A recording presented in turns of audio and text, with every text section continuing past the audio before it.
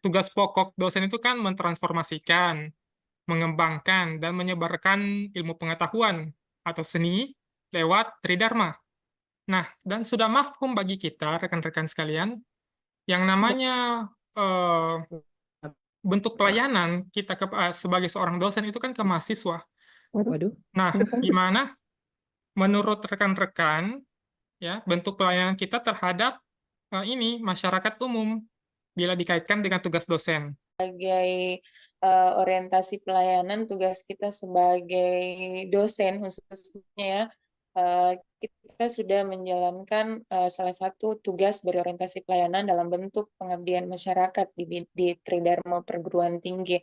Satu bentuk Tridharma perguruan tinggi untuk masyarakat, yaitu salah satunya memberikan pelatihan kepada masyarakat. Sebaiknya kita sebagai dosen ini memberikan pelatihan berbasis kebutuhan masyarakat. Misalnya kita sebagai dosen menyelenggarakan pelatihan yang disesuaikan dengan kebutuhan spesifik masyarakat. Kurang lebih sama. Tugas dosen juga selain mencerdaskan kehidupan bangsa, kan kita juga harus berkontribusi dalam menyelesaikan masalah di lingkungan sekitar.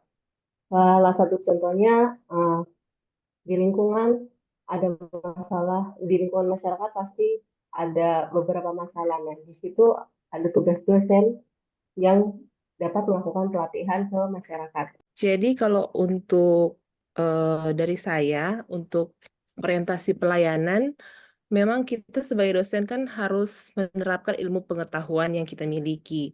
Bukan hanya di pendidikan saja, tapi tentu kita harus memberikan pelatihan dalam hal ini untuk memberdayakan masyarakat juga, untuk bisa ambil kontribusi ya dalam pelayanan kita. Adapun panduan perilakunya adalah sebagai berikut.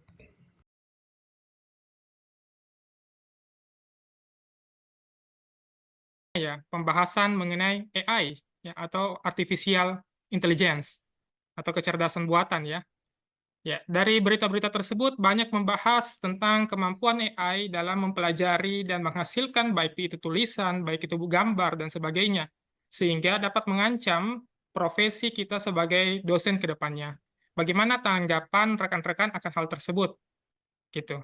Terhadap AI ini dengan pekerjaan kita sebagai seorang dosen. Jika dihubungkan dengan sikap adaptif dengan adanya kemajuan teknologi AI ini, menurut saya dari segi positifnya kita bisa berinovasi dan mengembangkan kreativitas kita. Kalau saya memang kita sebagai dosen memang perlu mengikuti perkembangan zaman. Jadi memang sekarang sudah zamannya AI, jadi perlu beradaptasi dengan AI untuk meningkatkan efektivitasnya kita sebagai pengajar dan peneliti.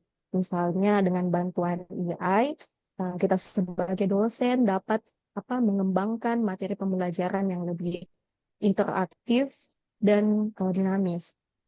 Sebagai seorang dosen perlu adanya adaptasi AI di bidang pendidikan.